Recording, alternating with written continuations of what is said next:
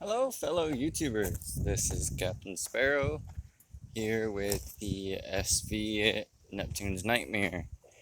We had a wild stipulation here of our boat moving kind of in a hurry with the next Delta 8 going on, and both of our phones actually grounding, and we didn't have enough memory on our old phone.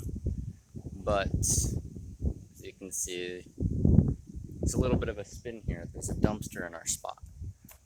Um, Upon this happening, we ended up picking up the boat with the lift and splashing it, connecting the motor.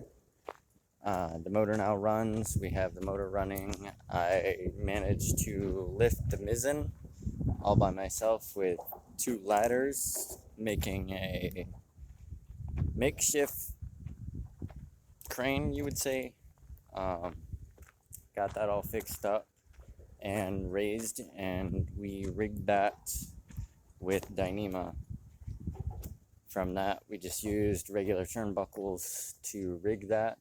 Got the sail put up, got the wind turbine mounted, and we are possibly about a week or so out, 2 weeks at most, from leaving the marina and heading towards Paradise.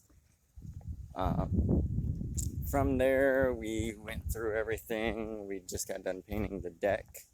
Today it was quite hot, and we went with a different idea on paint because gray is too hot, too warm, but it was a good enough primer, solid enough to stop everything from leaking. As far as it leaking in like little cracks and things like that, so I used an epoxy based paint to fix that. We ended up wiring the entire boat. Everything is wired, and there she is. She's in the water with her mast. We got the mast done. I think the last video we did, we were building the mast. The mast is built. It is fiberglassed over Douglas fir glued together with West Systems, and 2 coats of epoxy, as well as fiberglassed. We fiberglassed it. We're still trying to figure out what type of sail we want to do. I can walk over here and show you the sail jaw that I had made for the gaff rig setup. I was thinking about doing gaff just because there's not very many there, and there was very little info on the address of it. I believe it's Salt and Tar on here. They had the gaff rig, Rediviva, and that's how I built my mast, as well as watching Emerald Steel's mast build. I went ahead and built that mast, and it turned out great. I love it. It's strong. It's a sturdy spar. I can't wait to get it up. And also, with the design, there's multiple sail ideas you can go with it. You can go with your regular Bermudan sail, you can go with your gaff rig, or you can go with our next route, which is going to be a junk rig. I ended up buying a bunch of battens for that, getting that up and ready, and battened all out so that it could be buttoned up. So I made this jaw here. This jaw up here on the storage. That is actually Black Heart into a red pine. Got it all put together, cinched up, ready to go. And my mizzen put up with the sails, and my upper shrouds, lower shrouds, all of that.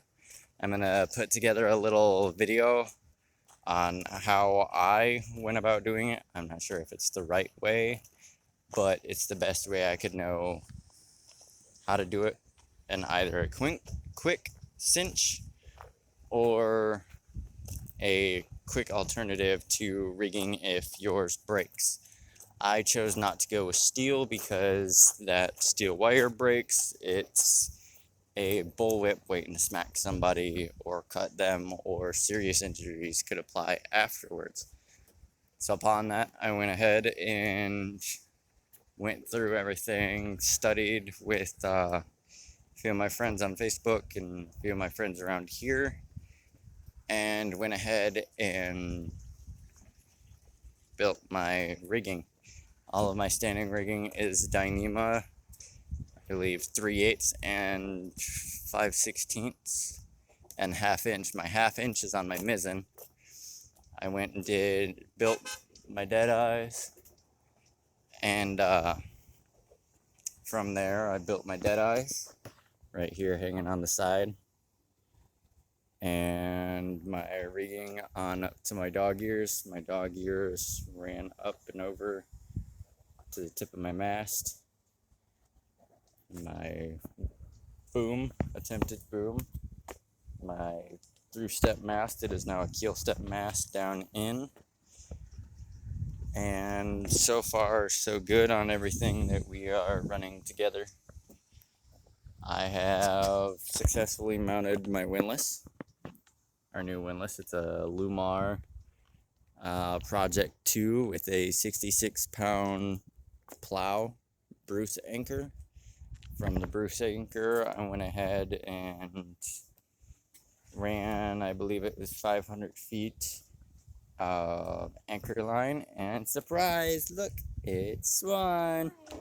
Coming out of the rabbit hole, we've kind of been down in the air conditioning for a minute because it got really hot out here. I believe it was like It felt like 110. felt like 110, so it got pretty warm today. We've got our little window unit spec'd into our hatch, and as you can see, we painted until it got too hot. We took a break for a minute, and I decided to throw up another video for you guys. And we're gonna go down here to see the Mufasa, the happy little guy. There's the Mufasa. So far, we've been running all of our lights, all of our nav station, our kitchen area. We got our kitchen area finally set up, and got the powerhouse already. Hang on, I gotta close it. Shouldn't be up there because I put it up there. Not very smart. Powerhouse set up there. I decided to convert the bathroom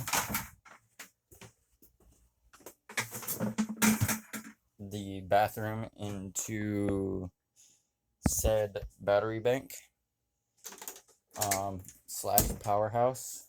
I have my wind turbine set up right there, battery's full down to my control panel on the exterior, and as soon as I cut it out, notice the paint said, hey, by the way, when you're done, I need this done.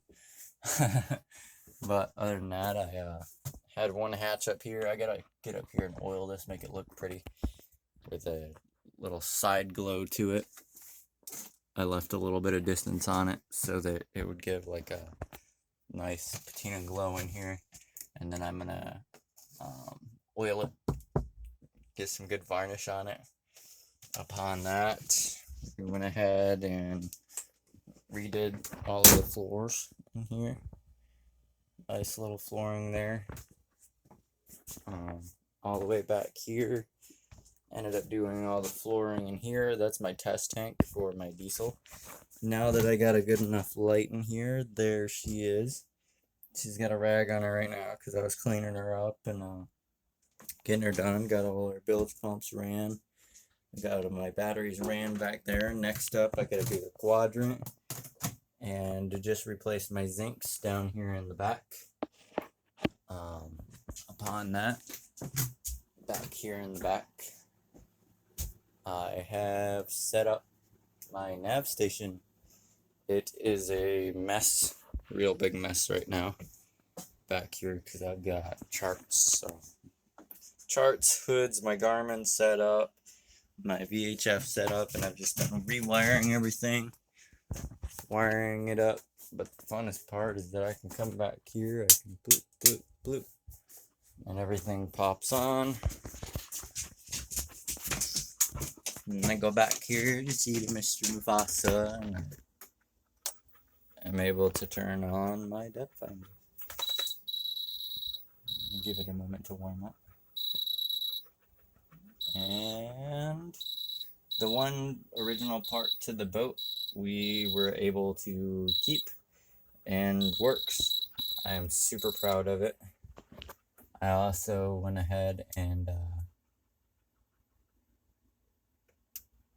separate wires. Yeah, separate wires. Okay. Forgot about that. Oops. See, even the best people mess up here. So right now I'm doing a do-it-yourself wiring for the VHF here. You connect the positive and black to the black. Move that out of the way.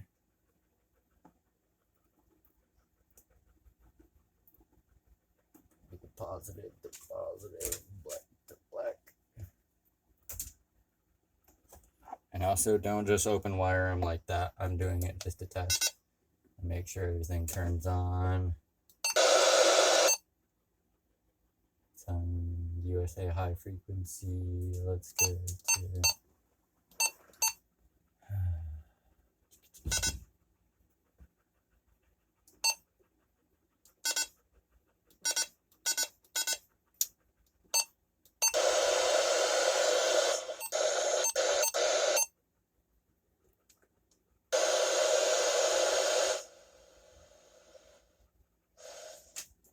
gloves down, and we got a VHF radio.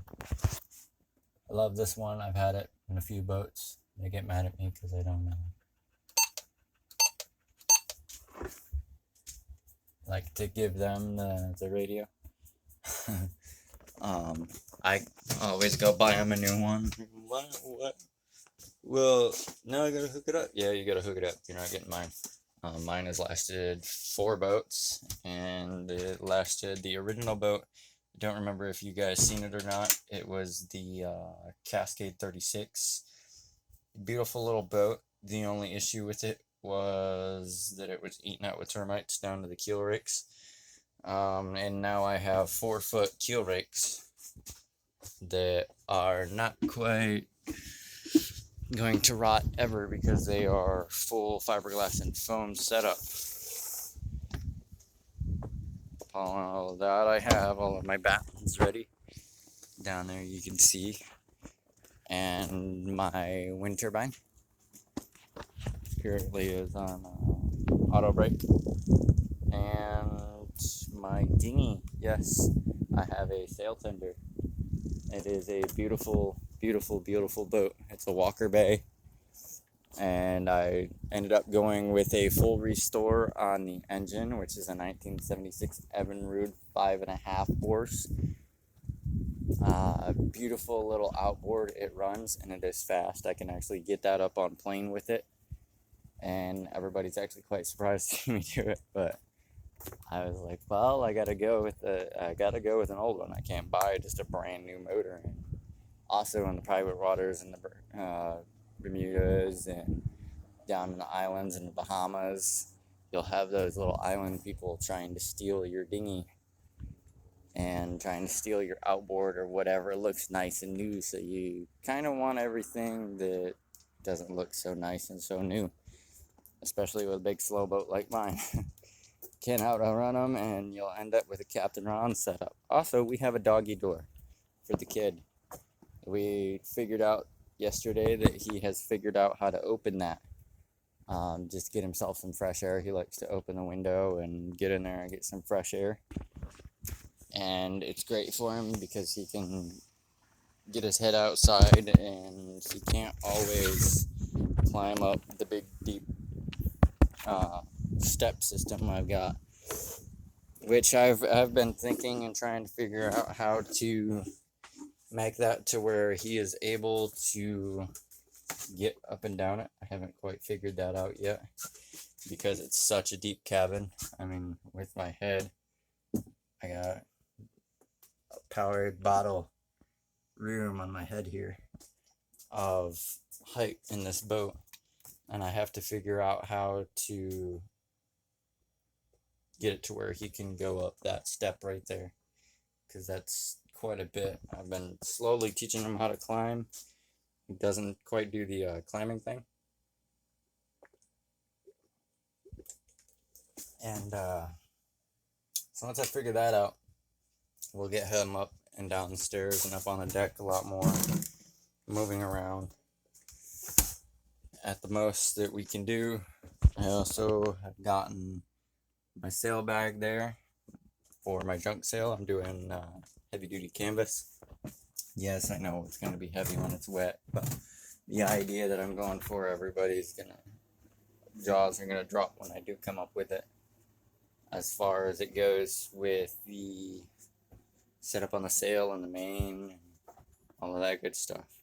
So this is Captain Sparrow and Swan on the SV Neptune's Nightmare.